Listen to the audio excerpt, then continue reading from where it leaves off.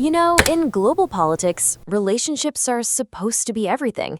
So, what happens when one of your closest strategic partners gets slapped with a surprise 25% tariff? That's the bombshell that just landed squarely on the US-India relationship. We're going to unpack what this really means for trade, for global alliances, and yeah, even for your wallet. So let's dive right in. And believe it or not, it all kicked off with this one social media post. Seriously, in just a few lines, you've got trade policy, geopolitics, and a hard deadline all smashed together. It directly calls out India for two things, its own high tariffs and its relationship with Russia, tying them directly to this new, pretty aggressive economic move. So that really brings us to the big question here, right? Is this whole thing just a squabble over trade, a numbers game about who's charging what? Or is there something much, much bigger going on here? A real shift in how these global powers see each other? Okay, to get to the bottom of that, let's start with the official story.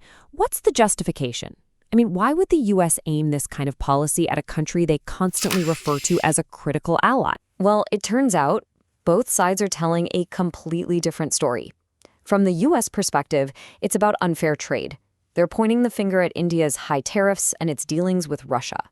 But from India's side, they're saying, hey, hold on. We're a developing nation, our tariffs are allowed under WTO rules, and we need them to protect our own growing industries. It's like they're not even speaking the same language. And when you look at the numbers, you can really see where that tension comes from. I mean, these imbalances have been a sore spot for years. Take Harley-Davidson motorcycles. A 60% tariff to get one into India. Meanwhile, a similar product coming to the US from India, just a 2.4% tariff. It's that kind of huge difference that's behind that whole tariff king label. But here's the thing. This move against India didn't just come out of nowhere. It's not happening in a vacuum. To really get what's going on, we've got to zoom out a bit and look at the bigger picture of US trade policy lately. And what you see is this fundamental tension at the heart of how trade works today. On one side, you have this huge, sprawling, interconnected global economy. But on the other side, you have a US policy that's all about intense, one-on-one negotiations, trying to hammer out new deals with individual countries. Just look at this timeline. It's been a whirlwind of activity. In April, there was that big reciprocal tariff announcement hitting tons of countries. Then you see deals with China, the UK, Vietnam, the EU. It's just been one after another. So the move against India? It's the latest in this very clear pattern. And at 25%, it's also the highest. But, and this is a really crucial point, the legality of this entire strategy is being fought out in the courts. In fact, a lower court actually ruled that the president overstepped his authority here. Now, a higher court has put that ruling on pause for now. They call it a stay. But the fact that this is all tied up in a legal battle, that adds a massive layer of uncertainty to everything. Okay, so this is where a trade dispute starts to look like something else entirely. A high-stakes game on the global chessboard. You have to remember, for decades, the US-India partnership has been built on this really solid foundation.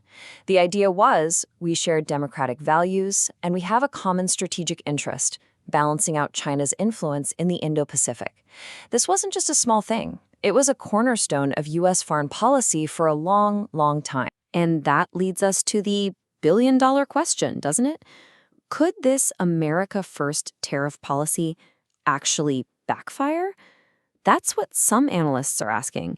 They're wondering if these tariffs might accidentally push India to, hedge its bets a little, maybe look for a more predictable relationship with its other giant neighbor, China. So is there any actual evidence of this shift? Well, people who watch this stuff closely, like the Lowy Institute, they're pointing to a few things.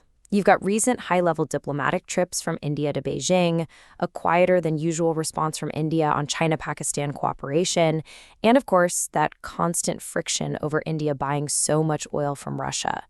It all kind of points to India recalibrating, maybe becoming more pragmatic, in a world where the U.S. feels a bit less predictable. Okay, so let's move away from the high-level geopolitics for a second. What does this actually mean for businesses on the ground, for regular people? When it comes down to it, who pays the price? Just look at this data from NDTV Profit.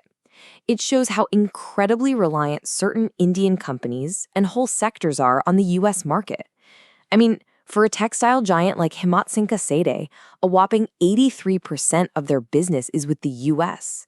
For Wellspun Living, it's 63%. Sona BLW and auto parts, 40%.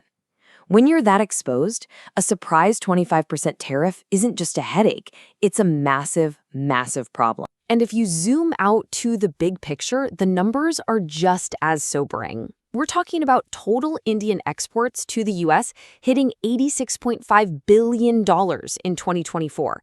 This tariff could put $30 billion of that in jeopardy. That's a potential hit of 0.6% to India's entire GDP, and it would hammer labor-intensive industries like textiles, seafood, and gems and jewelry, the very places where a lot of people work. All right, let's flip the coin and look at the other side of this. What about the impact here in the US? So what's this number, $2,400? Well, according to a study from the Budget Lab at Yale, that's the estimated cost of these tariffs per year for the average US household. And here's why. Pretty much all economists will tell you that a tariff is basically a tax. The importer pays it first, but then that cost gets passed right down the line. And guess who's at the end of that line? The consumer. You, in the form of higher prices. So, okay, with so much on the line for both countries, what do you do? How do governments and businesses even begin to navigate this kind of turbulence? Are there any good paths forward? Well, reports like one from Grant Thornton lay out a pretty clear playbook. First, for the governments, get back to the negotiating table fast. For businesses, it's time to get to work. You need to map out exactly where your supply chains are vulnerable. You need to diversify, find new markets beyond the US. And you've got to reread all your contracts. Basically, the message is, hope for the best, but prepare for a completely new ballgame. And this quote from the Grant Thornton report really nails it. The expert consensus seems to be that a lasting solution isn't just about cutting tariffs. It's about being clever. It's about smart negotiations that find trade-offs and real mutual benefits that go way beyond just the tariff numbers. And that leaves us right here with this one big lingering question. In a world this interconnected, when friends and allies start taxing each other, who's really